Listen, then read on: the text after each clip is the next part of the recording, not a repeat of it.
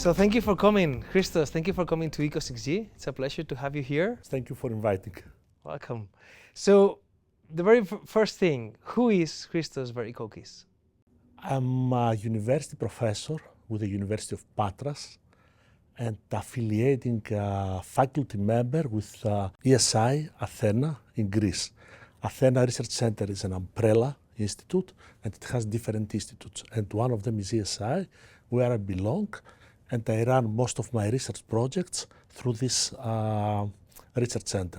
I have been active in the 5G and 6G areas for years. We have proposed a plethora to a lot of solutions for 6G, starting from distributed AI 4 or 5 years ago. We also propose the cell-free networking concept. A few years ago, with one of our projects, we proposed the crowdsourcing AI. And now, during the last 1-2 years, we work with LLM and distributed management of the wireless networks. In parallel, we also developed several experimentation facilities in order to allow the society, to the scientific society, to run their experiments. Sounds very interesting. Yeah. After so many years of experience doing research in 5G and 6G, what have we done well and what we have done wrong in terms of 5G? The transition from 4G to 5G, it was a very big step. With 5G, we managed to introduce applications, the so-called verticals, in the technology. Now we have a technology that can support applications like smart grid, e-health, media, education, where we offer the technology to people. We also proposed new technologies like cloudification, softwareization, also the concept of slicing, which is very important, so all these applications can run with very good quality of service, low latency. We have very high data rate in our mobile terminal. That's important. Comparing to 4G, this is a very, very, very big step. This is what we learn, how to introduce new concepts. On the other hand, these transitions needs some money for the operators. The operators need to invest a lot, and in some cases, some countries, the development, the deployment of 5G has significant delays. It's not easy for the operator to invest all this money, to change the antennas, for example, to change their core network. Still, the standalone 5G is not 100% the market, you know. Yeah, that's absolutely right. And given that we don't have the standalone version still deployed, why are we talking about 6G? Do we need a new generation? Is society ready for a new generation? Actually, any new generation is related to some business models, to some applications. No, a few years ago, we didn't have this m-health or remote smart grids. Mm-hmm.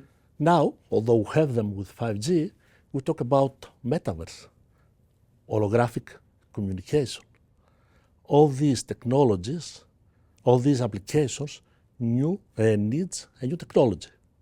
5G cannot operate with them, so we need to develop something new. And this, where comes the 6G. Okay. We also have applications like integration of terrestrial and non-terrestrial, or the joint communication and sensing. This is very important for these new applications. That's very interesting. And I know you are coordinating a couple of projects in the context of the SNS, the European Research and Innovation Program, 6G Bricks and Sunrise 6G, right? Can you talk about them? Both of them, we offer experimentation facilities to the scientific society. And not only this, we develop platforms that host testbeds, and everyone interested in executing an experiment can use one of these platforms. We have two target groups. One, the scientists, where they have some solutions. They run them in the local testbeds, but they don't have something bigger. So they can use these projects, the facilities of these projects, to increase the TRL level of their solutions, to run their solutions in a more realistic conditions. And on the other hand, we have the application developers. You know, in this generation, when you have an application, you have to test it first before moving to the market. They don't have the 6G infrastructure in order to test their applications. So they come to us, they use our facility, they integrate their applications, and then they test them. They correct their errors in the code, they can see if part of the application runs in the mobile, the other in the cloud, and then they go one step further to the market. Oh, super interesting. So you're building the tools to make 6G a reality. Yes. And some people say that this 6G will contribute very actively to sustainability, to build a sustainable world. What does this mean? Yeah, it's true, because most of the solutions, most of the algorithmic solutions that are developed during the 6G projects try to be energy efficient, try to save energy for the terminal, for the network, for the whole ecosystem in general. This is one thing. Another thing is the applications. Digital twinning. You have, you develop a parallel solution to a real application.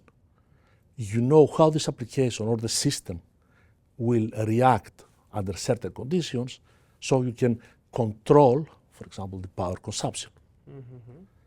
Also the use of artificial intelligence. We have tools that optimize the deployment of a network, and then one of the optimization targets is to decrease the energy efficiency, the power that the antennas transmit or your terminal. And all these things can help Okay, so 6G into will the sustainability of the society. Okay, so 6G will be sustainable and will be 6G for sustainability, right? Exactly. Okay, Exactly. And you have mentioned artificial intelligence, and I think we have to talk about that. So Yes. artificial intelligence, has come as a revolution. What is the connection between AI and 6G? For me, AI is an inherent part of the 6G technology. The deployment from 5G to 6G is because of the artificial intelligence. The networks the idea is to develop networks that run almost without human intervention, zero-touch networks. We have several initiatives where AI techniques are executed in the network, and learning from the data that they collect from the network, they decide for the next steps, for the next time frames for the deployment of the network. Moreover, artificial intelligence is also make significant progress.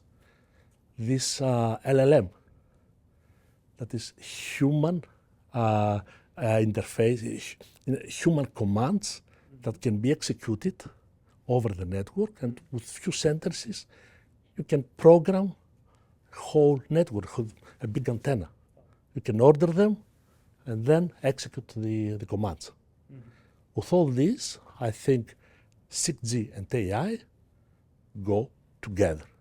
This is the next step for the telecommunications. It sounds very impressive. So if you had to imagine how the world will look like in, let's say, 10 years' time, 15 years' time, thanks to this combination of 6G and AI, what do you imagine?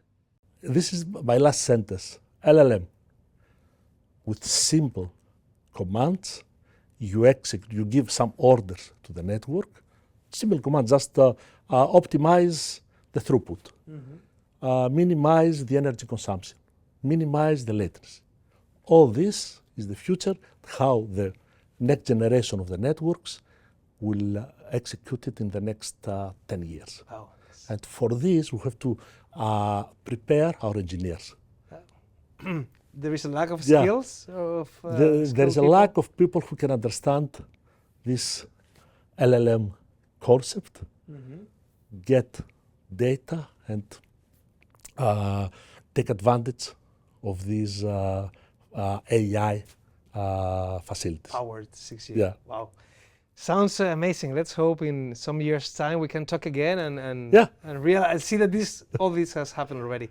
Christos, thank you very much for coming to ECO6G. It has been a pleasure discussing with you. Thank you very much for inviting me. It was an opportunity for being in Barcelona to have this talk. Thank you very much. Our pleasure. Thank you.